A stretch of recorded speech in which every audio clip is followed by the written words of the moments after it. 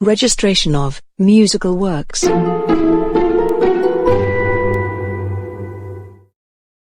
Why does one have to register musical works, if one has all the rights regardless? Well, it's complicated, or not. The simple, universal answer is to collect. This applies both to collecting societies, as well as online services. The second, obvious question is, where one has to register. And the answer is pretty simple as well, everywhere where the income is larger than the cost of registration. In an ideal world, there would be just one registration for everything, but that is still a decade away at best. Still, let us briefly discuss how it could be done. One option would be to have a central, worldwide place of registration. The second would be for existing collecting societies and other entities to start exchanging all of the relevant data efficiently. The third would be by using blockchain. There are probably other approaches. All of them would require fundamental changes to how things are done, both technologically and legally. Such a change would dramatically shift the power structure in the industry, threatening traditional major players. You may find out more about all of this in our blockchain series. Here, we will deal with the current state of affairs, from the perspective of music writers and publishers.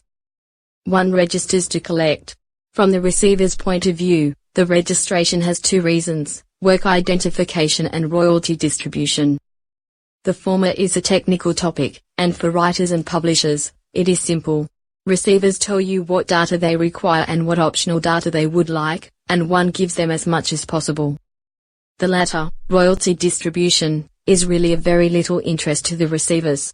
They have certain amount of money to distribute to writers and publishers. They don't really care who gets it. Or, at least, they should not. All they need is to know, for each musical work, who gets what share, per right, per territory. We have three rights: performance, mechanical and synchronization.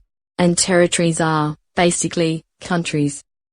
In some systems, most notably TIS, used by collecting societies, we have territories like Australasia or Balkans, but that is just a list of countries.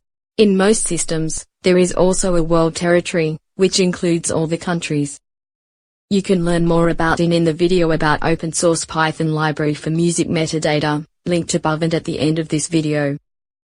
When distributing royalties for a musical work, GEMA, the German Collecting Society, is interested in shares applicable to Germany, both performance and mechanical, while BMI is interested in performance shares for the US. YouTube will be interested in synchronization shares as well, and for just about every country. Societies will only accept registrations from their affiliates.